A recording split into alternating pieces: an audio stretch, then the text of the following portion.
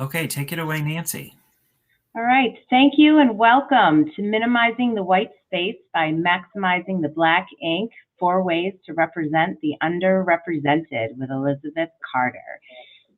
Just a couple of housekeeping notes. Just want you to be on the lookout for some evaluations by the end of the day. Your feedback is both valuable to the speakers as well as the NRWA, as well as also when you're making notes, if you want to chat amongst yourselves, keep the note, chat to each other in the chat box, and also questions and answers if you want to make some notes in the Q&A.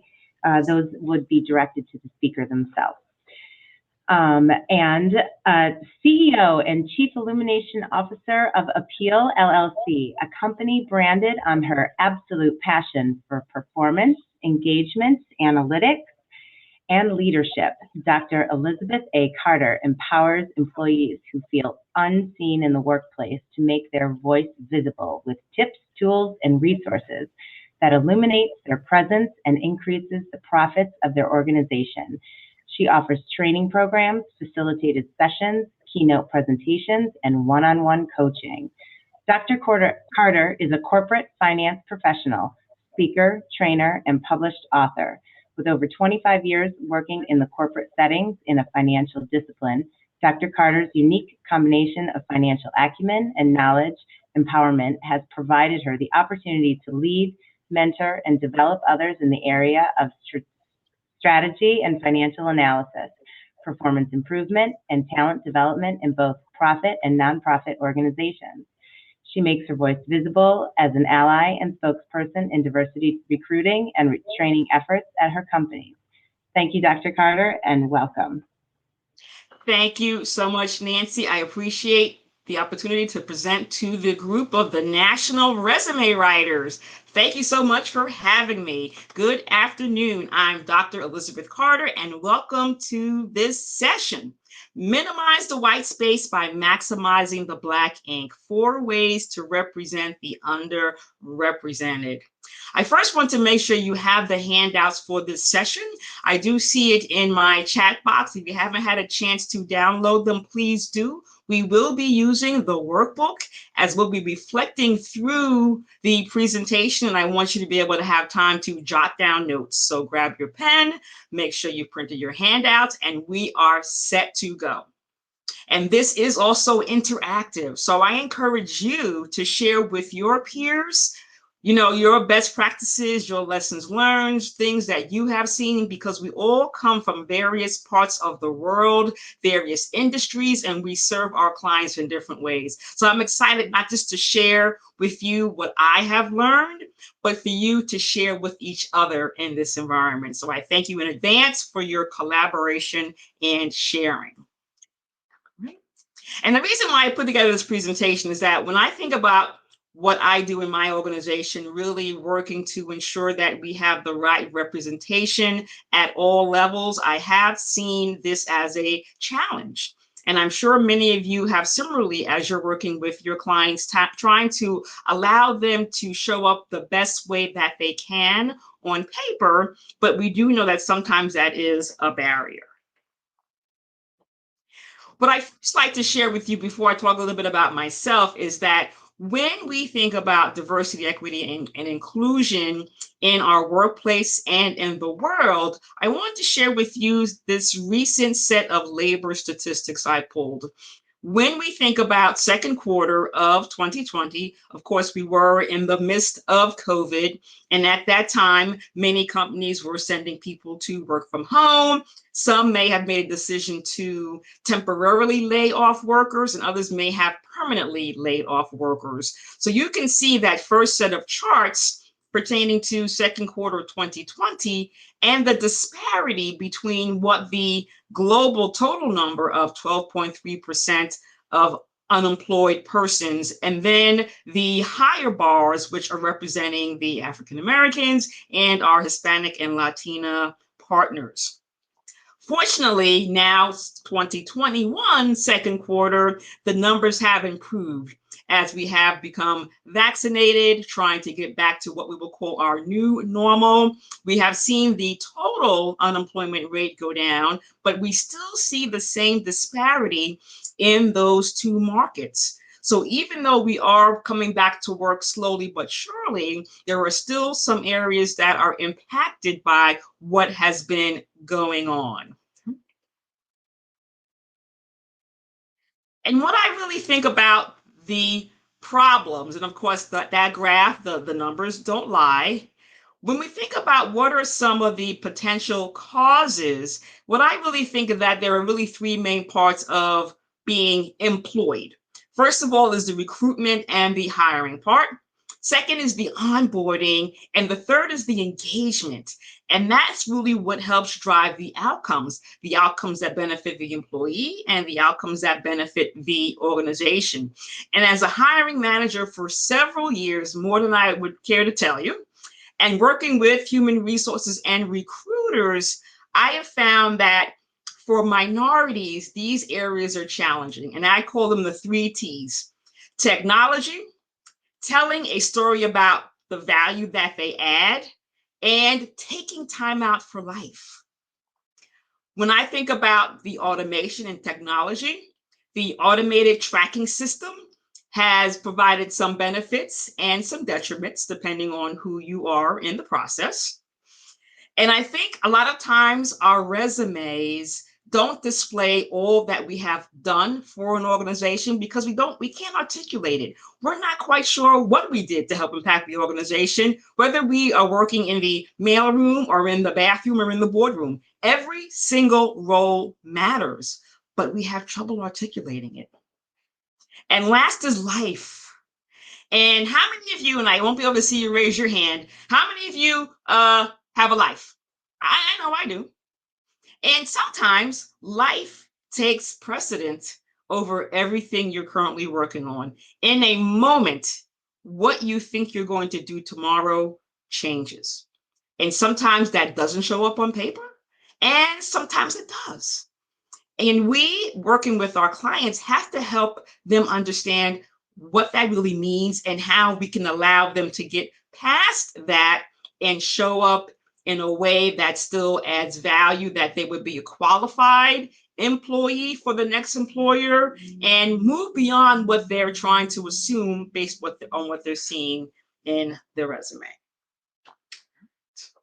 So how we can assist is in this way. We have to ensure that the words that are on the resume display value, contribution, growth, excellence, such that an employer can say, all right, I see a few questions in the resume, but what they've done is phenomenal. We have to bring them in. And that will help us change those bars on that graph I showed you previously about the unemployment.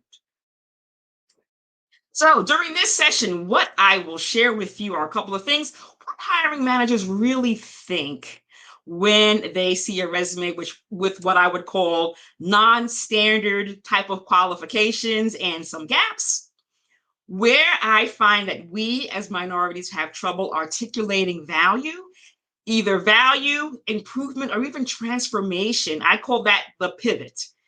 A lot of times we don't know what that is and we can't articulate it, and that is a problem. I will share some of those. And lastly, what we will walk away with is a system to collect what I call F.A.C.T.s. And F.A.C.T.s is an acronym.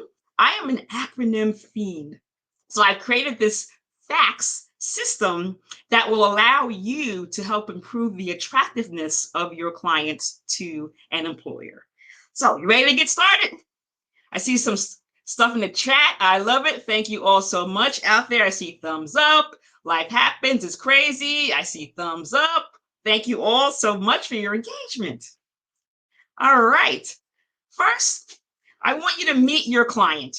And actually, your client is going to be me because I serve in many facets of what you probably see when you're meeting with people to help them with their resume. First, I was born to a father who's from Trinidad and a mother who is Southern. And any of you know the West Indian people, I call them like tiger parents because they want you to be the biggest and the best, and there is no compromising. So my goal, I was told, was that I had to be a lawyer and my brother a doctor.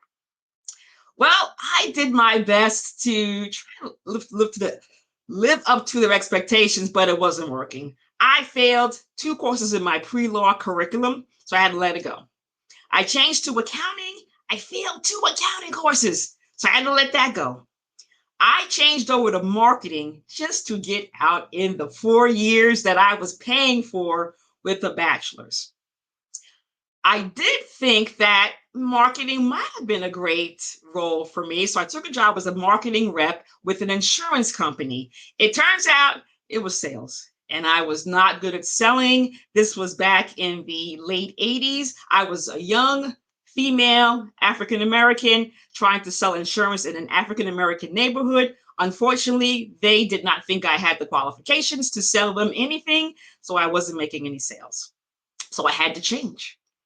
I had been working in retail forever and ever, so I went back, go back to my strengths. So on my resume, it said, 2 years working for a major insurance company and then going back and working at a retail store in the mall. But you do what you have to do. You need money, you have bills to pay, you go where your strengths are until you figure out something different. At the same time, I said, I really want to get my master's. But working in the mall, and back then the hours were much better than they are now. I wasn't working holidays and Christmas Day, Black Friday. Those were back then, the mall was closed, but still I couldn't have, suitable hours for me to go to class. So I said, you know what? Let me get a regular 9 to 5. So I went into banking, another shift. From there, I'm taking classes and they really wanted me to move up in the banking industry, but I said, banking's not for me. What else is there out there for me? I really enjoy math and numbers. So I applied again to a different insurance company in their finance area. From there, that's where my finance career began. Now, the challenge in working with finance is that, when you say you work in finance, people run away. Nobody wants to hear about numbers. No one understands the numbers. They have no idea how the company makes money. And I really wanted to make sure I was doing reports that people valued and that I was valued and making an impact. So I created training. And that birthed my passion for training and development, because if people don't know how they add value to the organization, they will not be engaged. So I built training and wanted to get a second master's degree in that area. And so I began that endeavor. From there, I continued to do that. Now I'm like an enigma. I've got this finance discipline. I've got this training passion. What do they do with me? And that has been my challenge since then. And working with coaches and hiring managers, I am a confusion for them. They don't know what I want to be, but I still leverage my passion and try to do both wherever I can, in addition to going to get my PhD. So now I'm extra overqualified and an enigma. So in 2016, I got laid off. I was doing a great job.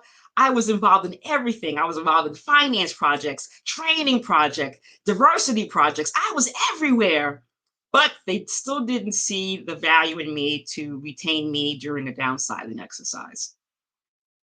And I was out of work for 15 months because I was not going to settle.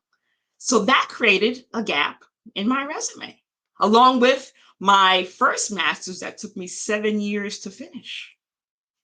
But I said, I'm not going to settle. I know my value and my worth. I finally found a job. I changed from property casualty insurance into healthcare insurance. And now I'm leveraging all my skills there. They've got me doing stuff for training. They helped me, ask me to do things for their leadership. I'm still doing tons of things in finance. So I was able to leverage my uniqueness in the company I am in today. I finished my PhD. Now I am speaking and writing. So now I'm this huge, humongous, wonderful thing on paper. And I'm currently a director of finance for Highmark Health in Pittsburgh, in addition to my own company, Appeal, where I do, as my introduction said, help others who look like me move up in the corporate arena because it is difficult. Now, why I tell you all that is what I've shared with you is really what I would call above the surface. And I'm sure you've seen this graphic of the iceberg where only a little bits above the surface, all the meat sits below.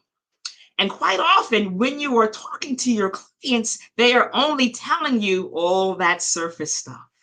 But what you don't know is all the things that have happened to that person in that time frame that really shape who they are and creates gaps in their resume. So for me, I am a product of divorced parents. My mother had a stroke. My GPA, when I mentioned that I failed 2 courses in accounting, that killed my GPA. So if you pull my grades from undergrad, they're not that great. Also during that time, working on my MBA, I needed to move back home. I couldn't survive on my own. So if you looking at my address over a period of time, you will see that I moved several times.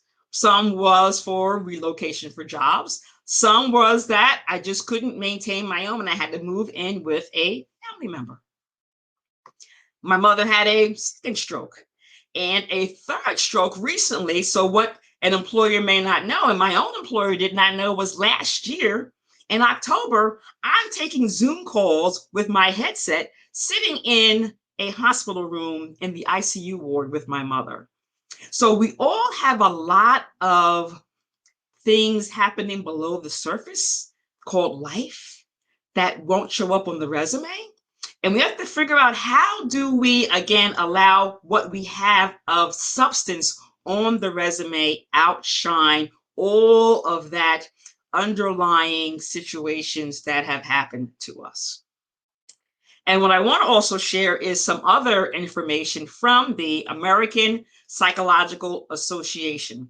And these are some reports from the Ethnic and Racial Minorities and Social Economic Status, the SES. And some of this goes along with what I've experienced and probably some of your clients have experienced. First of all, it talks about discrimination and marginalization. And what I see here is that I've just pulled a couple of comments from each one of the main categories. This one just talks about unemployment in African-American males. We do know, of course, that African-American females are similarly worse off from a salary perspective than African-American men.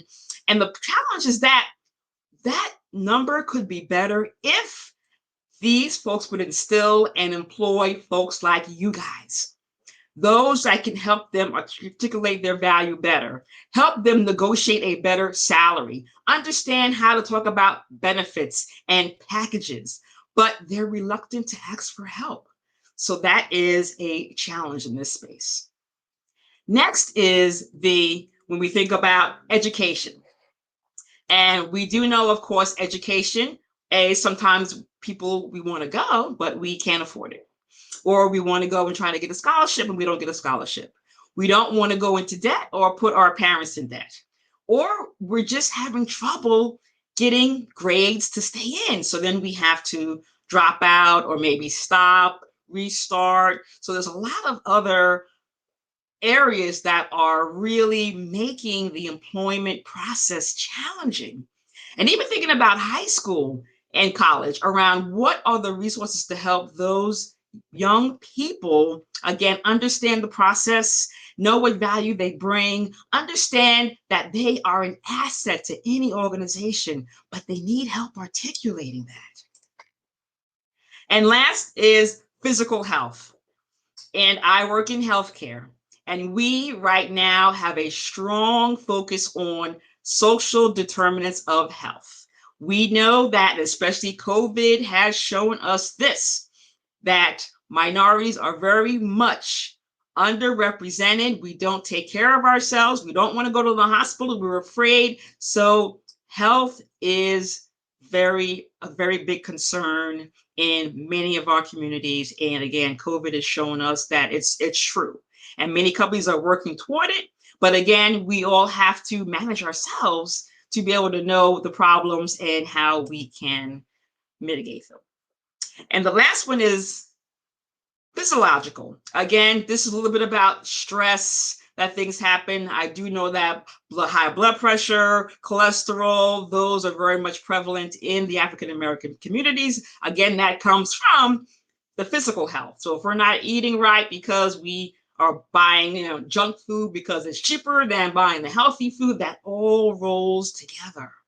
So again, when we think about all of these particular social economic factors along with life, that is why we as hiring managers and you as assistants to helping people get into the workforce have extra challenges.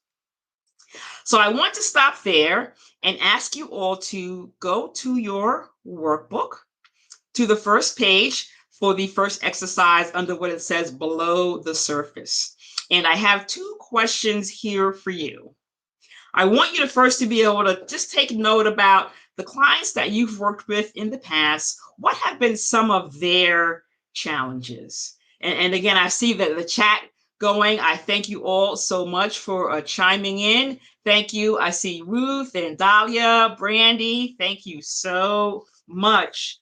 So in thinking about, who you're working with today, you just make some notes. What are some of the items that you are finding that are hindering the lives of the clients you're working with?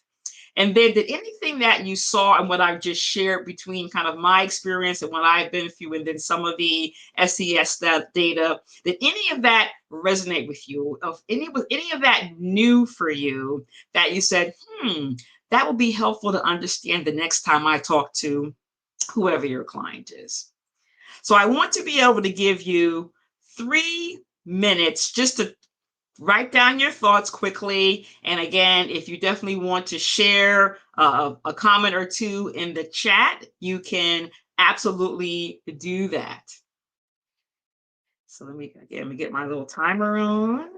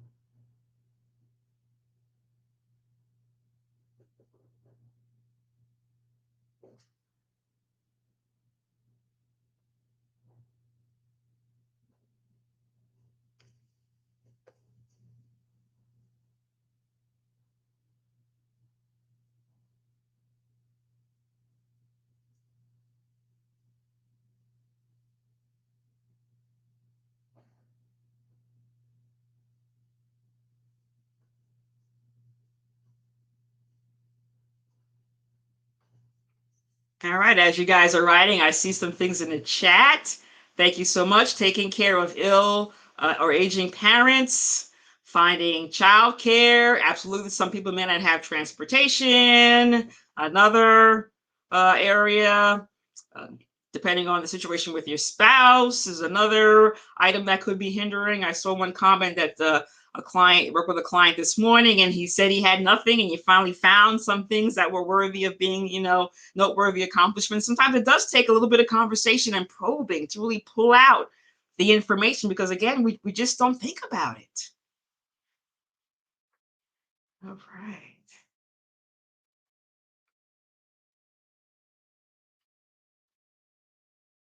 Yeah, I see taking care of someone else, the financial setback. Absolutely. Yes. Thank you guys so much.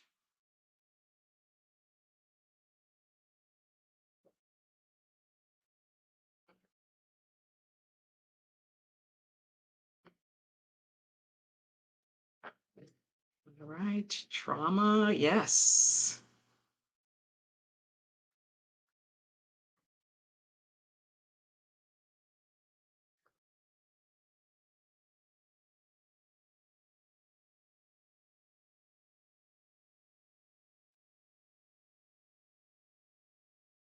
All right. I'll give you another 30 seconds. And again, thank you all so much for putting some information in the chat. Appreciate that.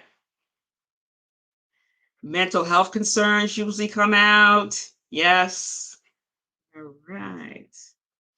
And we got another 10 seconds here. But again, please feel free to keep typing in the chat. Oh my goodness, I see one, spousal abuse. Yes, that's another one. Another one. Thank you so much. Appreciate everyone. Thank you. Rachel, Dottie, Dahlia, Sarah. Again, I missed a few names earlier than that, but again, thank you all so much. All right, so let's first talk about one of the problems, which is situational gaps. And we've all seen the standard resume template. You know, we have our education, our experience, our skills, activities, etc. Now, it's interesting at the top where we have our name, address, phone number. I've even heard recently that address is now a discriminatory barrier because now people can take your address, put it in Google Maps, and see exactly where you live and what's surrounding you. And sometimes you may not live in the best area. It doesn't mean you're a bad person, but that could, in some arenas, disqualify you. And you don't even know that. Second, phone number. There is area code bias now. I was talking to a vice president of my company, and he called me, and he had a New York City number. I said, "Whoa, wow, are you from New York City?" He's like, "No. I asked for a New York City phone number so that when recruiters call me, they think I'm working in a big city." So no matter what you have on your resume, it can be taken out of context, which is a shame. That's why, again, it's clear that we definitely have to make sure what we have on the paper, we don't have any room for anyone to think differently about where we are and what we're doing and what we can achieve. What are we capable of? So what happens is, in many cases, is that we're working and we stop for some reason, and then we start again. Say with our education. The good thing about education is that you can just put in your graduation year. They don't know that you have been in for 10 years or 5 years or 3 years. But for the work, they really want to know the to and the from. And depending on how much time elapsed between the last from and the last to, it could create a gap. Now, I know we do just put the year in, not the month. So if you were laid off in 2016 but got a job in 2017, it doesn't look like you have a gap. But if it's longer than that, it gets challenging in trying to hide that fact. Okay. But life does happen, and that does create gaps in the resume. And unfortunately, people are looking at that and trying to, speculate what may have happened during that time. And what I would share with you, because again, a lot of times what they're speculating is not true. And I've been around hiring again and being part of hiring processes and been in conversations. And I have, in many situations, had to fight for an individual to move forward because of the gaps in that person's in their resume. So for example, they may be saying, "Oh, well, how come she stayed at that company for 6 months? Now, maybe she couldn't handle the pressure of the job, or maybe she was insubordinate, or maybe there's a gap because there was, they were incarcerated, or some kind of medical or mental illness." So they're speculating the past and saying, "Well, how are we going to work out in our company in the future? I'm not quite sure. So we're not going to put him or her through." So that's a challenge. But in reality, what may have happened was that, hey, they had to leave work because they had to care for a family member. Family member may have been out of state. They had to go home. We always say, "Hey, I had to go home to take care of mom or dad or grandma or, cousin Bob or whoever." Also, maybe from schooling, a financial impasse. For me, I started my MBA in 1990. I didn't finish till 1997 because I stopped for 4 years because I couldn't afford it. But if you pull my records and say, "Wow, she was going to grad school for a long time. What happened there? What is that? She couldn't handle it." But it happens. Similarly, we may have a shift in our passion or our purpose. We may have been working in a certain industry forever and ever, but now we want to do something totally different. Maybe I was working in finance. Now I want to be an artist. And again, they're like, well, what happened here? Why is she doing this now? Why would she want a job working here? She's got all this background over here. Sometimes it's also a personal decision. The company, the company's mission and my mission were not aligned. And I felt that the environment was not healthy for me. And I just had to leave. And that may have been 2 weeks in, 4 years in, or 10 years in. And that's, again, fine. And then last, a natural disaster, COVID. So I got laid off because COVID came and what we were doing was no longer needed or we had a halt. And again, these are realities of life. But you can't tell the hiring manager that. You can't put that on the resume. So again, speculations happen. And we really, again, have to help the hiring managers understand what we have done and not think about what is not being told in the gaps in our resume. So I'd like to draw your attention back to your workbook again to the next page. And the section says on paper, that is page number 4. And I want you just to make note around, some of the reasons that people have told you about why there is a gap in their resume. And I say the word substantial, and the word substantial, I kind of give you what I call a soft benchmark. This is based on when I was being coached, when I was unemployed, and what I have seen around when a conversation starts to arise. And it really is depending on, for employment, how long you were out of work. But now, depending on what job you're looking for, of course, the higher up we go in an organization, there are fewer jobs and more competition. So for me, realistically, I've been told for every 10,000 you want to make, that could be the number of months you are out of work. So for me, I was out of work 15 months. That was very close to the salary I was looking for, which was 160,000 or more. So I was conscious about the time element, but sometimes people are out longer. And again, there could be extenuating circumstances. They're waiting for the right opportunity. But what other reasons, and again, notate in your workbook, some unique reasons that people have said to you why they've been out of work, what I would call a substantial period of time. Same thing with the education.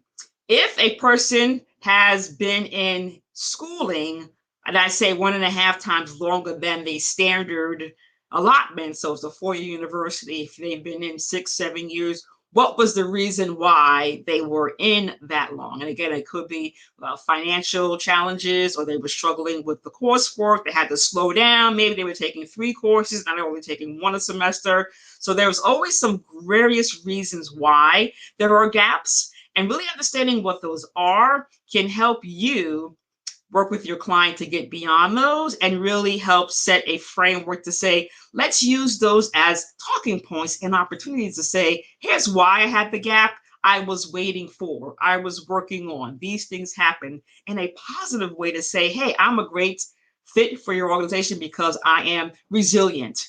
I am determined. It may have taken me a little bit longer, but I did finish. So definitely want to ensure that you are, understanding some of those substantial gaps and then helping to really get past that with your client. All right. So again, let me give you 3 minutes for that.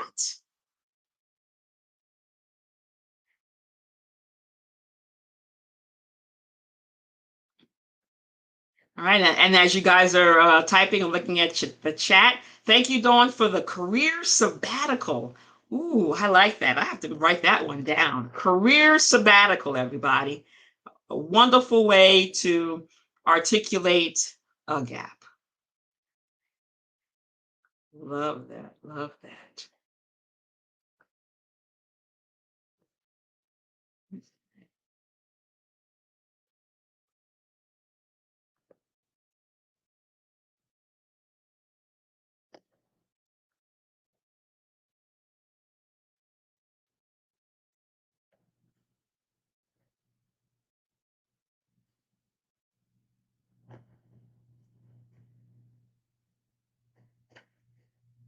All right. Again, as everyone's typing, I'm just checking in the chat. Thank you so much for suggestions. Engaged in career exploration. Another great way to describe the gap between one space and the other. Career hiatus. Love that. Thank you so much. Yes, yes. I thank you. Dawn says career sabbatical is more take ownership sounding. It does, because you're taking the time to really reset yourself, understand what you want to do, reflecting on what you have done and what you want to do that's the same or different. So absolutely love that. Thank you so much. And again, this is all sharing in the community here. Thank you so much. All right. All right.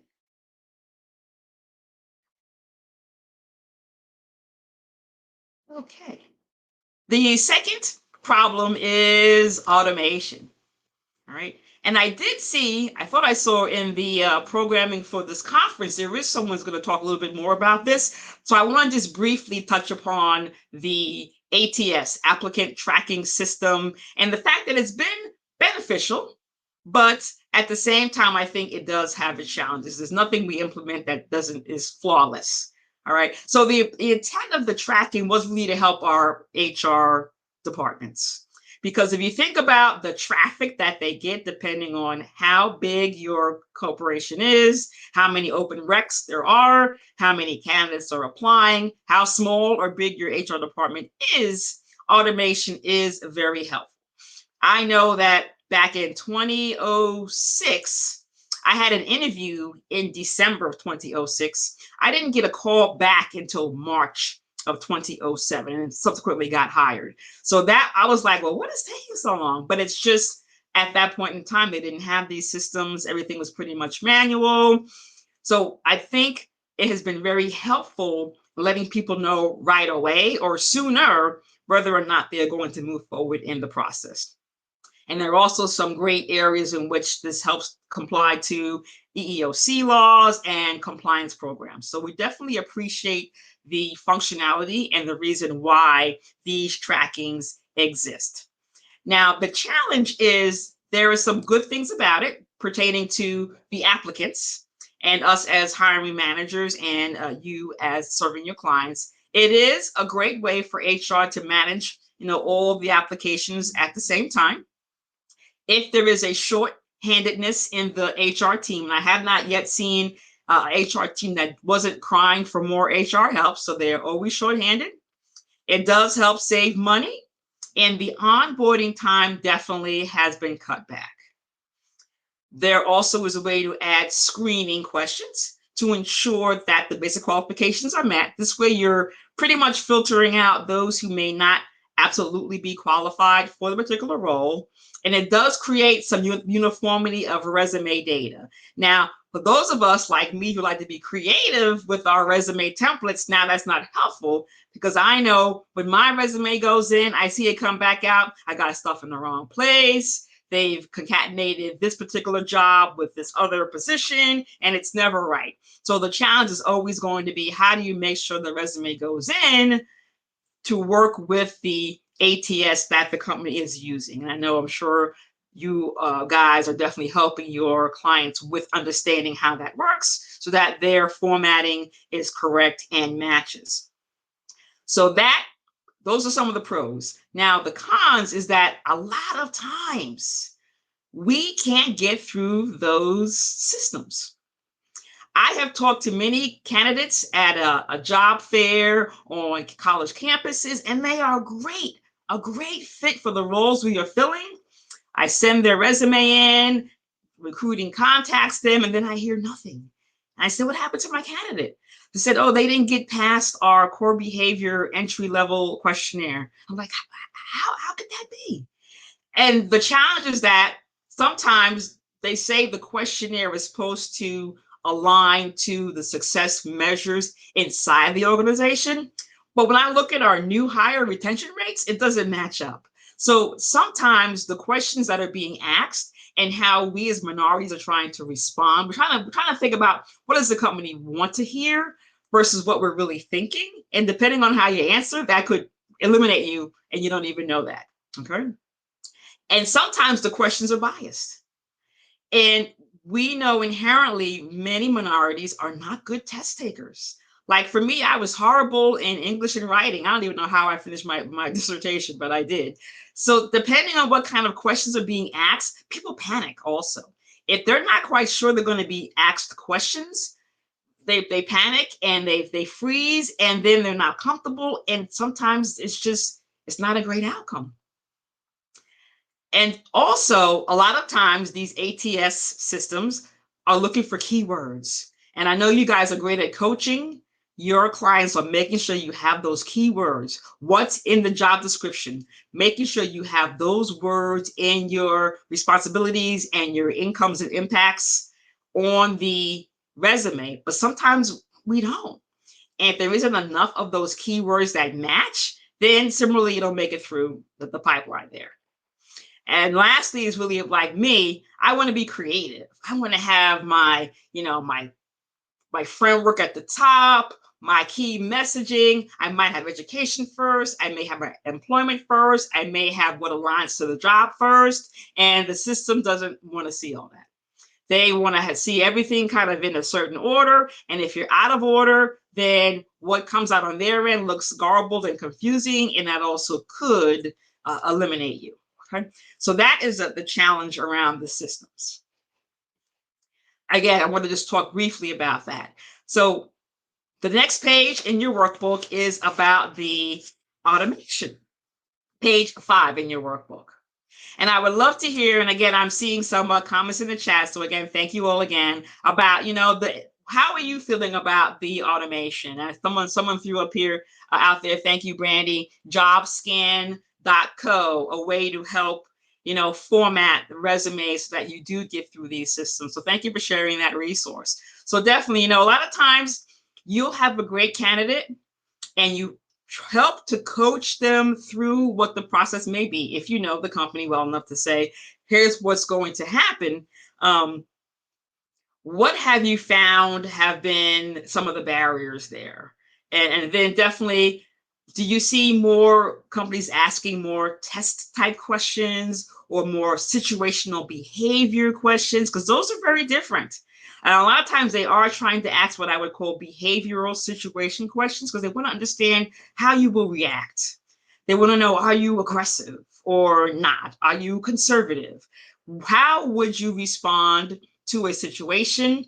And then does it match the way the company would want you to respond to a situation? A lot of times that's where we are not aligned. And then possibly that means the company may not be for that individual, but a lot of times they are the right person just to answer the question incorrectly. So definitely want to give you a moment here to write some comments in your workbook. And also I am seeing some items in the chat. Thank you so much. Let's see what we got here.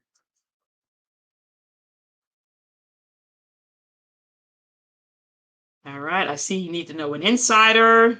That's always helpful if you have somebody on the inside to let you understand, how it really works. So I see here. Thank you, Adele, for talking about networking. That's always good if you have someone who knows somebody, and LinkedIn is a great way to make those second and third connections.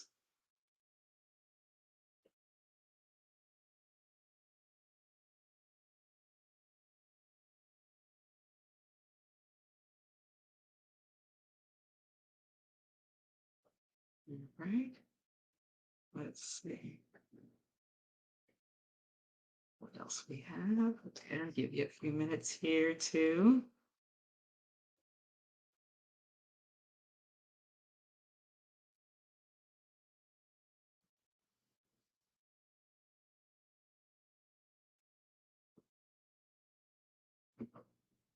All right.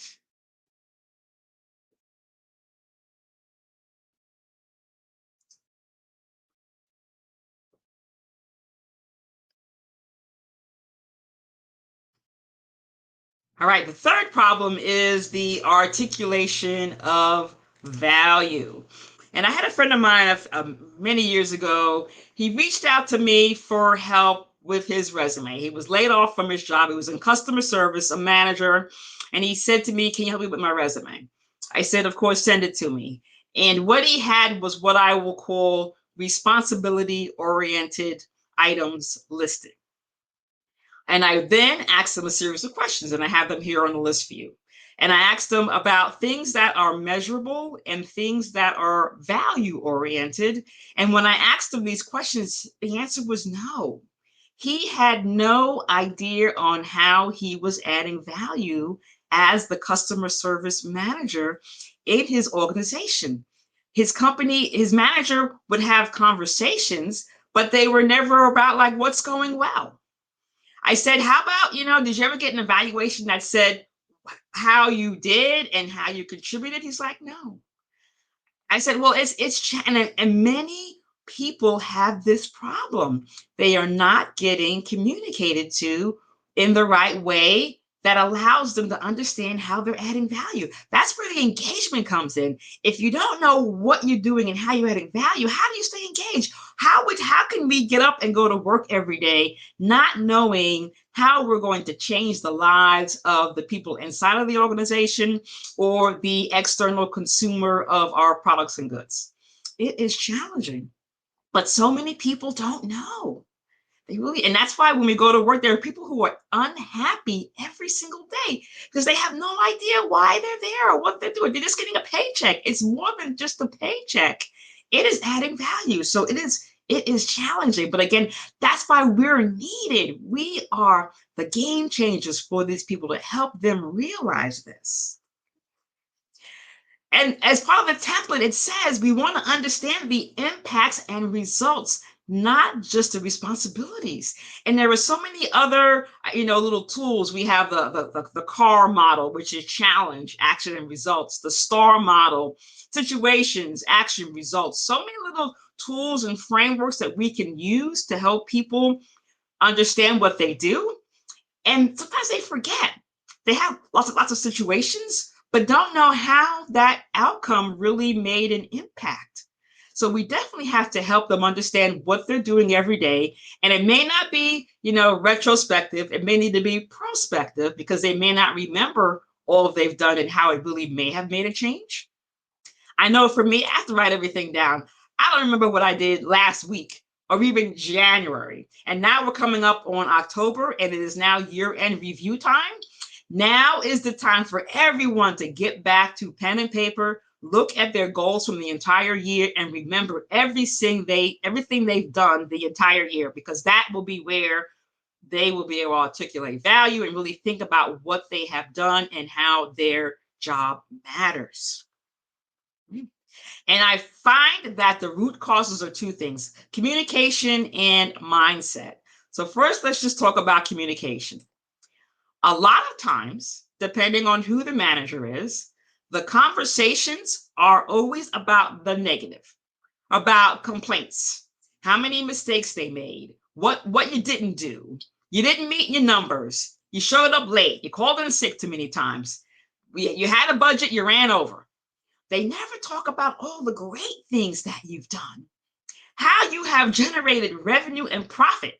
If you're in sales, you are generating income for the organization. Even though you didn't make your goal, which may have been, out of reach anyway, you still generated income and revenue for the organization. The person may have been innovative, had an idea or some type of change that was impactful, and nobody talks about it. You improved the process. There was something that had been being done the same way over and over again and needed to be changed. And they did that. Or we helped save money. Or we did achieve our metrics. Or we did help as a leader. We did retain a good part of our organization because we have done the right things for them. Or even just some praise. People send in thank yous all the time to the manager to say, hey, Susie did a great job for me. But does Susie know? Not always. The manager keeps that close to the vest and never tells the employee what a great job they did or how much feedback they've gotten from their clients and customers. And the other piece is mindset. And as a researcher, I love thinking about why we think the way we do. And I know as an employee and a manager, I used to hate the performance review process. I really did. I hated writing my own assessment. I hated writing my employees' assessment because it is very subjective. And there are some reasons why it happens that way. First of all, there is what we call the expectancy theory. We as employees think that if we work harder, we are performing better, and that should provide us more recognition. And when we don't get what we think we need, we deserve for recognition, such as a nice bonus, a nice raise, we shut down. But we haven't been told otherwise. They always get told, oh, you're doing a great job. But we don't ask how or why or what we could be doing differently to be even better than we are today. The next one is the image theory by Mr. Beach. We think about how everything should be. That's our value image. And then we think about our ideals and what we think is right and being done in the right way, and our own beliefs. And that is the trajectory image. But the problem is, a lot of times we only hear negative. The negative always outweighs the positive because we're always thinking about what didn't get done. What didn't we do? What didn't we achieve? But there is so much that we have done to achieve, but our image is always downplayed by all the negative. And the third piece from Ms. Dweck is this implicit person theory. And that is when the leader already has a perception of the employee, and they think they can either be changed or not changed. And no matter what the employee does to exhibit change or improvement, in the manager's eyes, there's really no difference. And a lot of times that comes through in the performance conversation. So again, the employee walks away with no information, not understanding how they add value, because the manager has already dismissed them as an added value individual in the organization. And that's not helpful or healthy. So what happens is we have these thoughts about perception. So an employee will think, hey, my job doesn't matter. I'm so far in the weeds. I have no idea what's going on at the top. I hear these town hall meetings, all the great things happening for the organization. I have no idea what that means for me. Hey, if I didn't get fired today, I'm doing a good job. And that's what employees think. But realistically, every person has a role in the results. And it is the management's role to allow the employees to really understand that. But I've got to communicate that to them. That would be in weekly meetings or however often they want to meet during what we call not just the annual review, but whatever the check-in process is in the organization. But again, the employee can't rely solely on the organization. Each one of the employees have to create their own kind of scorecard, dashboard, monitoring, because a lot of times the managers don't have the time or the information to do that at the individual contributor level. So it definitely is a shared responsibility for each individual to own their own value and monitor it as such. All right. So that was some great, I hope you found that information helpful. If you look at your workbook to page 6, here are some reflection questions here about the articulation of value. And it really is, and again, I'm seeing some notes in the chat. Thank you so much. Around what's the biggest challenge you have seen working with individuals who list kind of responsibilities, but not outcomes or results? And again, I see a lot of comments here in the chat. Thank you guys so much. And I know I'm also seeing, you guys talking through how you really had to probe the individual around what are they doing, what else are they doing to really help them bring out the value. And it does become enlightening. It really does, because even the person, and somebody says, well, I work in the mailroom. But you know what? If you don't deliver the mail, because those bills coming in is the revenue and checks of people paying their bills or whatever industry you're in. If you didn't deliver the mail or pick up the mail, then the company wouldn't have that revenue to generate.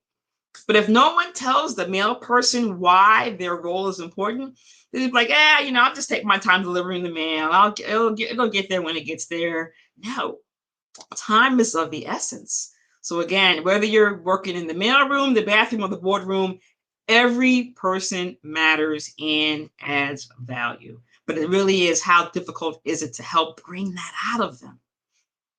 Right? So I'll give you a few minutes I'll just say a few minutes here. Wow, time is flying by really fast here. To be able just to kind of chime in, and I thank you so much. Somebody threw a Simon Sinek out there. Love him. All right, thank you guys so much. Yeah, I'm trying to scan the chat here. Thank you, Brandy. I see Ruth. Thank you, Tiffany Hardy, for chiming in the conversation here. All right. And again, please feel free to share. My other question is, right now, and it's challenging right now with COVID because every industry was impacted, but has there been a particular industry where you are finding that it is harder to articulate value than others? I'm thinking probably maybe the service industry, but at least in service, the customers do get feedback, whether they do it on Yelp or when they send the feedback surveys after they've left. There is a way to create some information from that. But if there's any particular industry that you're seeing right now having some difficulty, it would be great to, have you share that in the chat also.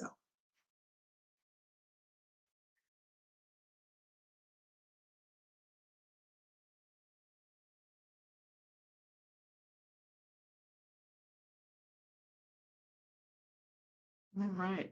All right. So I'm just looking in the chat. Thank you, Robin. You start interviews by giving people permission to brag about themselves. Thank you. And I know that I am one, and I'm an introvert. You can't tell. But I am very humble. I've gotten better at bragging about myself, but that is a challenge because people don't want to come across as if they are, bigger than they are, huge chip on their shoulder, huge egos. But if no one else is going to tout your accomplishments but you. So start with you. You have to be your own cheerleader. And then once you sell yourself to others, then you will have a cheerleading squad. So thank you so much for sharing that about bragging, early on in the conversation to help them be energized and say, you know what, I have a lot of good stuff here. So thank you for sharing that. Appreciate that. Appreciate that. All right. Move on to my next. Let me go over here. Oh, there we go. All right. So the next section here, and I am not old enough to have watched the show myself, but many of you have heard of the show Dragnet, the original version with Jack Webb and Harry Morgan. When Joe Friday said, hey, just the facts, man, just the facts.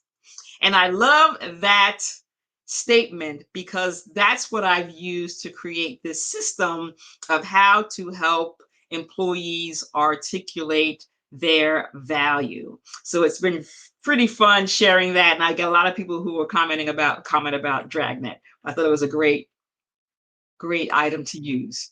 And how I've used the word FACTs is an acronym. And this is how we can work with our clients to help them better articulate their value. They have done one or more of these things during the course of their work life. They have helped a person feel better or different, or do something in a different way. They have helped a person apply their work to something that they were working on. They delivered a calculatable change, meaning here was the baseline, and now here's the improvements. Fourth, they influenced a person's thoughts or opinions. So again, their ideas, their presentation helped change the trajectory of a particular project, event, department. And a lot of times we can find one or more of these facets as we're talking to our clients about what they do and how they add value. And again, the intent is to shift the mindset. And again, to ensure the words display value, contribution, growth, and excellence, so that what you have helped your client describe with the black ink, with the words, overshadow any particular gaps that may be in their life, so that the employer will extend them the opportunity. There is a separate handout, which is the fact sheet. And I just wanted to talk you through how to use this sheet. Most employees did or do have performance goals. What you want to be able to do is help them align their activities to those goals. Then understand that if that activity did one of those 4 elements, whether it was about changing the feelings, it was applied, made a change, or changed the thinking. What is the evidence? Because we want to always be evidence driven. We say we do all these great things, but where's the evidence? So that gets back to the facts. Where's the facts, ma'am? So help them think about what was evident in what they did that drove the outcome from that activity. And the last column is really based on whatever company they are working with or did work with. Did they have core values, core behaviors, core expectations? There's always a core something that the company is living by, and employees should be delivering everything in excellence around one or more of those, what we'll call core behaviors or core values. So if the person can align their goal to what they did, to one of these facts with evidence, and align it to one of the company's mission, that's how we help the employee see their value to the major corporate goals. And quite often, the evaluation template, it needs both. They want to know what you did toward the goals and what you did toward those core missions, behaviors, activities. So a lot of times an employee may be able to have one activity that aligns to both, or maybe the activity they worked on may not exactly align to one of the facts, but align to one of the behaviors. And again, this worksheet really helps provide clarity around what's being done and how to do it, and really provides, again, it's the evidence. And sometimes the evidence is hard to collect, and I'm going to share some ways in which you can do that with your clients. So again, this is just the instructions on how to use the fact sheet. Again, the employee would assemble their inventory of accomplishments. And again, they should be writing these things down during the year, because we forget. We usually say at the end of every quarter, go back and reflect on what happened the past quarter. This way it's fresh in your mind when you get to that year-end process. But also, if they can't remember everything they've done, this is also can be used in the future. So if you have nothing right now, they can start right now and say, okay, from this point forward, we can collect information and start to use this fact sheet prospectively in order to know that next year, or even for the goal setting process, here's what I want to do, want to learn, and here's how it aligns to the mission of the organization. Just to share with you a couple of examples. One was, and these are actually some of my goals I had this past year. I work in finance. I'm a finance director for Highmark Health. One of my goals was to improve the forecast with really helping to influence modeling decisions. So I don't own the forecast. I just help provide inputs and comments around what is being forecasted. So for me, it was really about, first of all, I wanted to understand that how what I did was applied to the new forecasting process. And then, was there a calculatable change? So we tested it by saying, here was the kind of the, I'll call it room of errorness in the way we were doing it, and now are we closer to the actual results with this new modeling input? Okay. And here was my evidence. I talked to all the stakeholders, those who owned the data and did the actual forecasting and gathered data. I then did tracking for almost 2 years pertaining to how, if we did it in our beta, how much closer would we be to the right answer? And finally, 2 years later, they actually used my employees model in our fall plan that we did last year. So it really was about the collaboration and really about influencing through relationships and opposition and involving the right people at the right time, which is part of our core behaviors. So that was one way in which I could use the fact sheet to determine value, because my customers are not the members or our external environment. My customers are internal. So it makes it more difficult to understand, well, how am I making change to the organization if my customers are all internal and I have no idea what they do with my data or my information or my insight or my thoughts after I give it to them. So I definitely keep track of my own information because I don't know where it goes after it leaves my hands. The second example here is I said I was an enigma early on about, my roles between finance and talent development. So for them to, I won't say appease me, but to keep me engaged, I lead the finance department program for training and development. That's about 3,000 people in total, 480 actual people leaders. And what I had to do was, again, create programming to help drive the development of the leadership team to become more engaged, more strategic. And during 2020, I created a 4-module training program. And it was really about helping people apply the information and to change their thinking about being more strategic in what they do. Now, we are in finance, so we're very transactional. So to become strategic was a challenge. But I was able to generate enough interest in the topics to bring people out to the training, and I was tracking the metrics. We had a questionnaire survey we did after each session. The comments people gave around it was helpful. Here's how I will use it in the future. Here's how I have used it and what changes I have seen.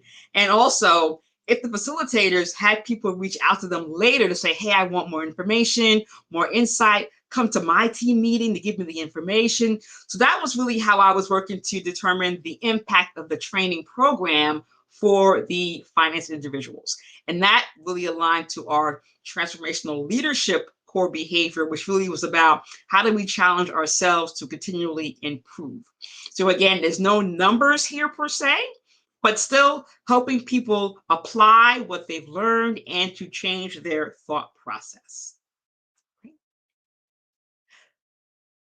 And again, thank you all so much for the chat. Appreciate that. So just a couple of comments. I did this fact sheet training last year in my organization, and here was just some feedback I got to say, you know what HR provides as tools is great, but this particular framework was really helpful. So this first comment was that, this person's been in the company forever, and this was the most helpful information that they had gotten ever. So they really appreciated that. And second comment here was about being simplified and really about the presentation was so well laid out and helpful for them. And again, it's really about how do we make the process easier? It is cumbersome. Nobody wants to do it, but we have to do it.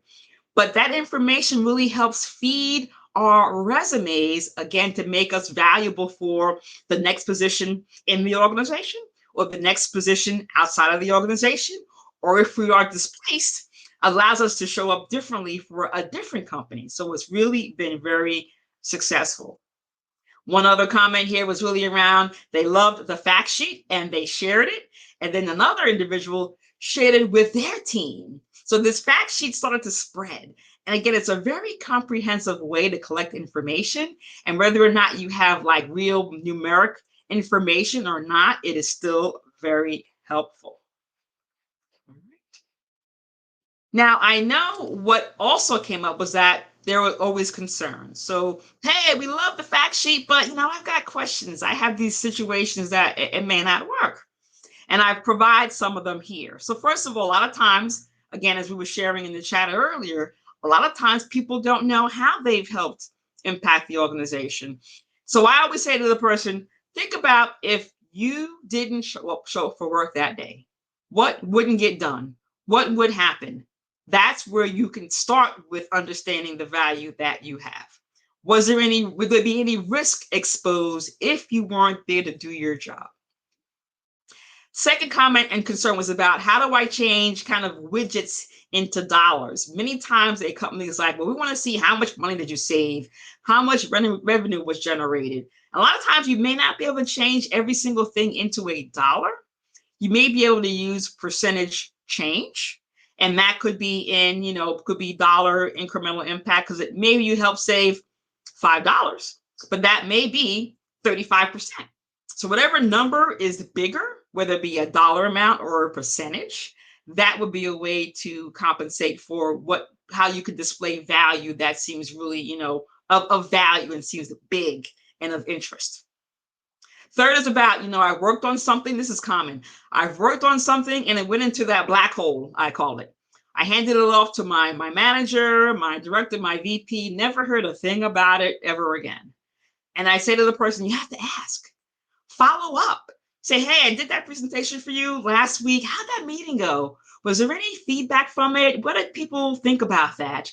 And hopefully they'll say, you know what? It was great. Thank you so much. Or, hey, you know what? We didn't get to that, or we went in a different direction. But at least you know the outcome. A lot of times we just work, and handle up and forget to follow up. So I always say follow up and ask. Last one is about you worked on something and then it became deprioritized. Another common occurrence in organizations. A lot of times you just have to say, okay, what you did do during the time it was considered a priority, what was your impact at that time?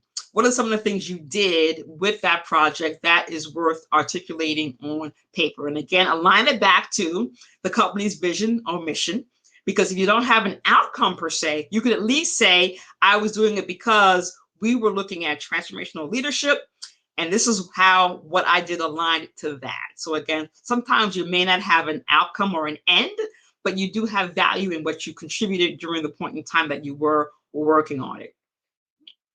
And have at the bottom here, a lot of times if a person can't really think about all that for the past, especially it may be 2 jobs ago or some years ago, then just start going toward, the future.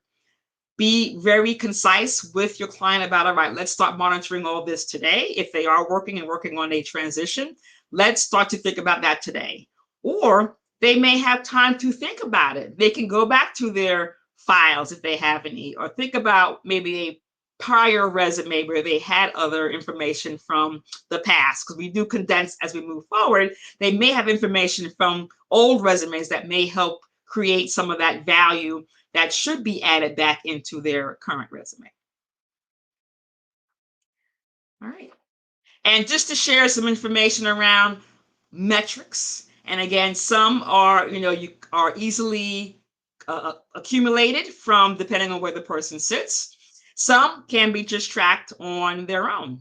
There are always financial metrics, and really about, depending on, again, the role, whether or not they're meeting the deliverables in a timely manner. And that could be, hey, 100% of the time I'm meeting my deliverable goals. I have delivered new reports or enhancements that have been used in the organization, or person has helped save money. Hey, we're working from home now. We have cut back on the electric bill in the building. So things like that.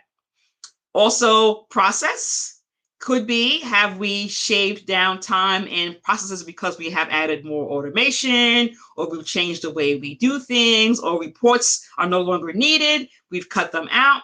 There's tons of ways that you can similarly determine what are some process metrics that add value that can be articulated in the resume. And then last is administrative metrics, really around, especially leadership. How are we leading our team? What has the team achieved? Have we eliminated, mistakes, errors, resends, challenges? So there's lots of ways that we can grab data. Again, some of it may need to be a bit manual. Some of it may exist.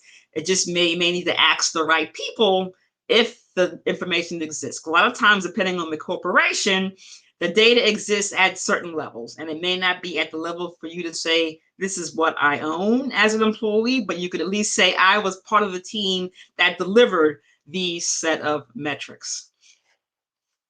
So I hope that you found that helpful. Another set of tips and tools here around how does a person collect information if they're no longer at the company, especially, or maybe don't have visibility to know where to get the data. Depending on the size of the company and the type of company, you can use their annual reports. There's data in there around growth. As you can say, I'm part of the personal lines department that grew by 10% revenue in the prior year. Here's what I did to help drive that, change in the information. Similarly, layers of leadership, depending on your reporting relationship, that is also a great value to someone on the resume. I report to a senior vice president. That does matter in many cases because people are looking to understand who you work with, who are your customers, how were you being perceived, depending on who you were working with on an ongoing basis. So that does matter. Also understanding who you served. A lot of times you want to know who the internal customers are and the end users. And again, we can collect information around, from the end users. If there's a website, we know how many customers we serve. We may see feedback on the website, or we may have feedback that we collected. You'll see there'll be testimonials. Again, there's ways to get information about value from the people that are served. Similarly, thinking about contributions. When we think about kind of how we spend our time, and I always say the 80-20 rule, Pareto's principle, 80% of the things come from 20% of the people. Are you in the 20%? So ask your clients, were they part of the, I'll say, contributor makers? And definitely work with them to say, what were you spending your time on? Was it more value add or kind of, I say, value nag? Okay. Also, any public announcements about projects. Most companies do, press releases on what's going on, what's new. Again, if the employee contributed to that occurrence, they can absolutely take credit for that particular announcement. Always using past performance reviews and comments. And again, I know some leaders are cryptic in the review process. So as best as your client can glean data from the nuggets that are on the paper, definitely helpful to be able to reuse on the resume. And then, of course, what are some of the real deep wins and even the scars? What are some lessons learned? Employers do want to understand, what have you learned? How have you grown? So as your clients are thinking about and may not want to talk about the bad things that happened, but those, what we say, the mess creates the message. So what they have gone through and what they have learned and how they will do it differently the next time is also very valuable information for them to at least have in their back pocket for the conversation, or you may be able to help them articulate that on their resume. All right. The next page in your workbook, page 7, gathering facts. Now, when you're thinking about the clients you've been working on, I see a lot of great stuff in the chat. Thank you guys so much. Pertaining to when you're talking to your clients and you're thinking about, you're always trying to quantify and provide some sense of numbers on their resume. When you think about people you're working with that really don't fit that mold, do you find words that are equitable to allow them to really stand out against someone who may have some real strong numbers in their resume? And how have you coached your clients to really reword that? And again, I'm seeing a lot of great stuff here in the chat. Thank you so much. And then secondly, do you think the fact sheet would allow you to have a more fruitful conversation in helping your client find value in what they're doing? So again, I want to give you, and I just want to make sure we're doing pretty good on time here. I want to be able to give you guys, again, a chance to just take some notes on that, and similarly throw some comments in the chat.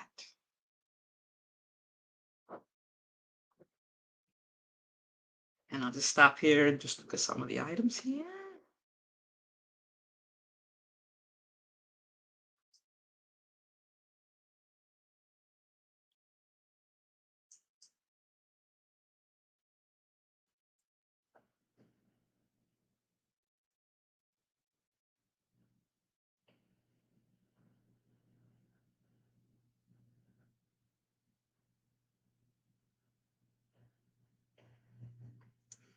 All right, I see some comments here in the chat.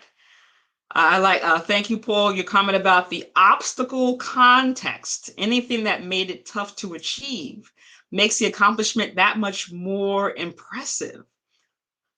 Thank you for that. Thank you for that. And as far as people sharing the performance reviews, you're right, Adam, not many. I know I do, only because I'm very conscious of remembering or not remembering what I did. But you're right, not many people do, because they're just so disgruntled by the conversation, the comments, that they just dismiss it and don't want to look at it ever again. So yes, that is definitely a common occurrence. All right.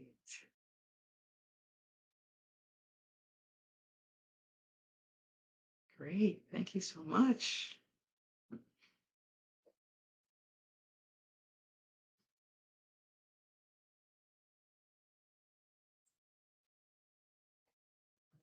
Let's see here.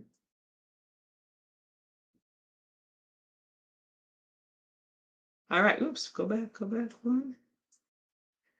All right, so next, and again, we've got another 7 minutes here. So we made pretty good time. So thank you so much. And again, now we're at a point where there's comments and sharing, and you guys have been sharing all the while. So that has been great. Thank you all so much. I think I saw maybe a question. Okay, one question it was a question about saving off the chat. All right. Just trying to see if there were any questions. So Robbie or Nancy, were there any questions that were in the chat that weren't? I did not see anything as far as questions. Okay.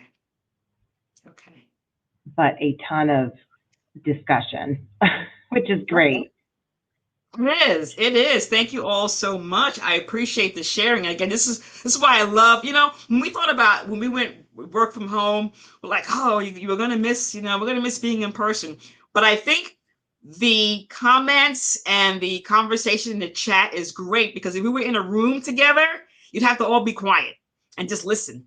And you whisper to your neighbor, maybe. But here we're all just sharing, and this is great. So I think, because we had to, kind of come together virtually because of a pandemic, in many ways, I think we've become closer. I think that as organizations, we've become two things: more humble and more aware of each other and the value that we bring. So again, I thank you all so much for what is going on in the chat here.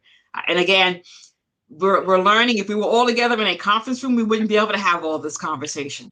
So again, I would say, blessed and cursed in a way, but I find this has been more of a blessing than a curse pertaining to the work environment. COVID definitely is a curse, but how we have overcome the challenges of working together has been great. So again, thank you so much. Thank you so much.